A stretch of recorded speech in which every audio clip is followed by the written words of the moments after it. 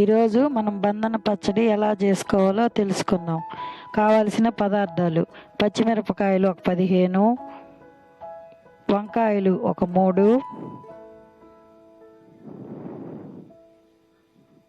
బెండకాయలు 150 గ్రాములు,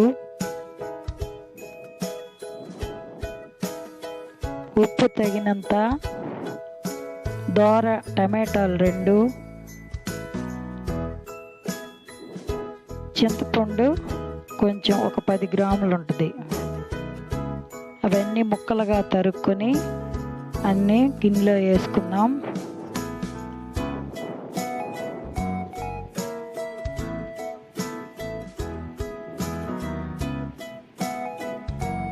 ఇంకా కావాలంటే దొండకాయలు, బీరకాయ కూడా వేసుకోవచ్చు.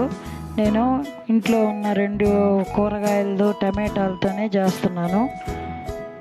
నీళ్ళు పోసుకొని ఒక గ్లాసు నీళ్ళు పోసుకోవాలి. గ్లాసు నీళ్ళు పోసుకుందాం.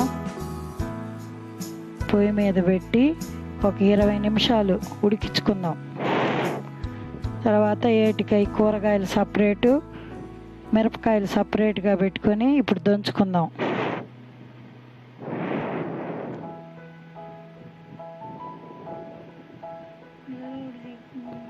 ఇవి చాలా బాగుంటుంది. ఇప్పుడు మా చిన్నప్పుడు మా అమ్మ వాళ్ళు చేసే పచ్చడి ఇది. నేను ఇప్పుడు ట్రై చేస్తున్నాను. మీరు ట్రై చేయండి. తిని ఎలా ఉందో మళ్ళీ చెప్పండి. ముందు పచ్చిమిరపకాయలు దంచుకోవాలి.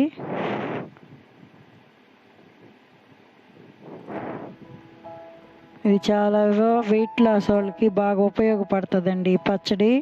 దీంట్లో ఆయిల్ ఏమీ లేదు. ఎంత తిన్నా ఏం కాదు. మీరు కారం అన్నీ మీకు ఎంత కావాలో అంత వేసుకొని చేసుకోవచ్చు. మేము తక్కువ కారమే వేసుకున్నాము. మీకు ఎంత కావాలో మీకు కారం బట్టి వేసుకోవచ్చు. చింతపండు వేసుకున్నాం. తర్వాత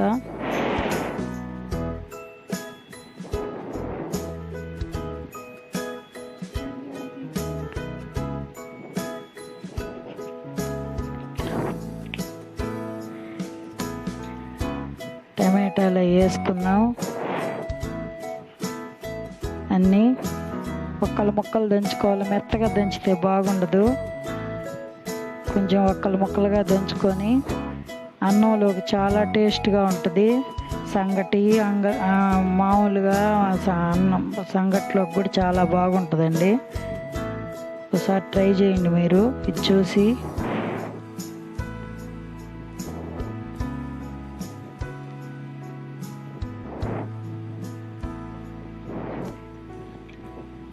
ఇప్పుడు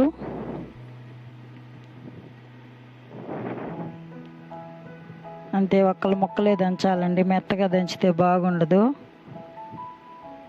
దీన్ని జోమ్ పచ్చడి అని కూడా అంటారు. కొంతమంది బంధన పచ్చడి అంటారు. పాతకాలంలో దంచేవాళ్ళు. మా అమ్మమ్మ, నాయనమ్మ వాళ్ళందరూ బాగా ఇది చేసి పెట్టేవాళ్ళు మాకు చిన్నప్పుడు.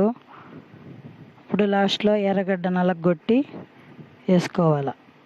నలగొట్టేసుకుందాం. అంతే, రెడీ అయిపోయింది బంధన పచ్చడి. ఇంకా మనం తీసేసుకొని మీరు ఓసారి చూడండి చేసి, మీకే తెలుస్తుంది ఇది ఎట్టుంటుందో. తీసేసుకుందాం. ఈ వీడియో మీకు నచ్చితే లైక్ కొట్టండి. PVSK కుకింగ్కి సబ్స్క్రైబ్ కొట్టండి. అయిపోయిందండి బంధన పచ్చడి.